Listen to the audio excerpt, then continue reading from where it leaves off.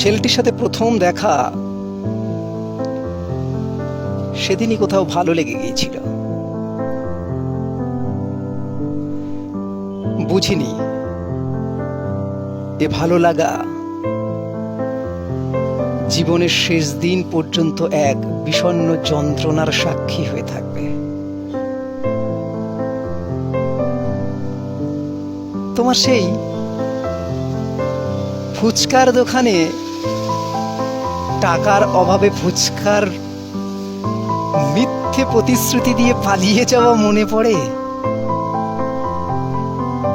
আমার এখনো ভালো লাগে সেদিনের সেই চটপটে নটখটে ছেলেটির কথা, সেই ইউনিভার্সিটি লাইফ,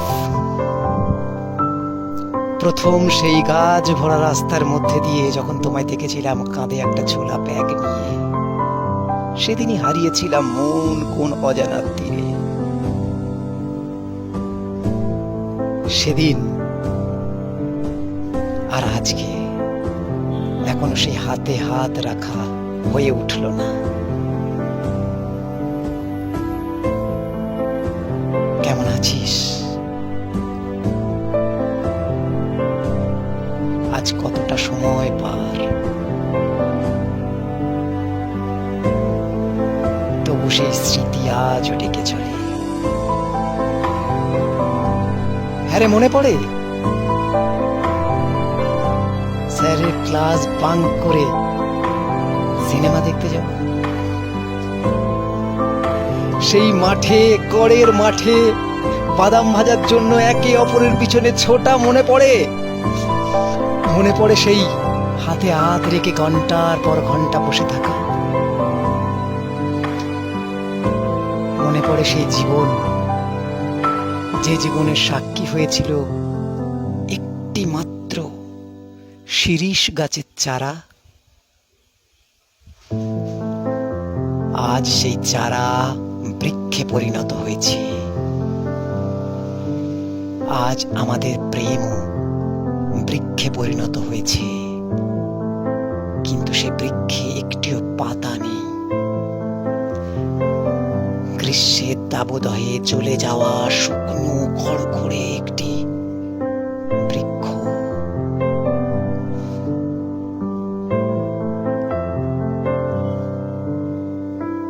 আজ তুমি হয়তো শত সহস্র দূরে কোনো অন্য মানুষের জীবন তৈরি পাইছ, হয়তোবা নতুন জীবনের আশ্রয় খুঁজে চলেছ,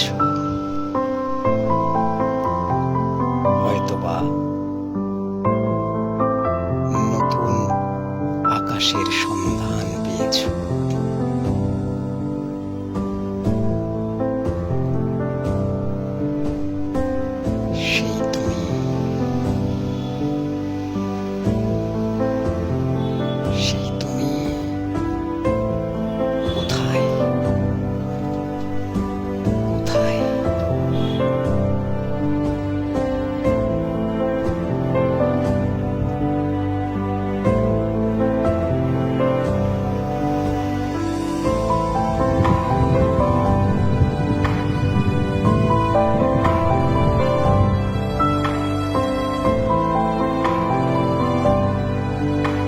আজও সেই তুমি আছো আমার লেখার সাহারা হয়ে,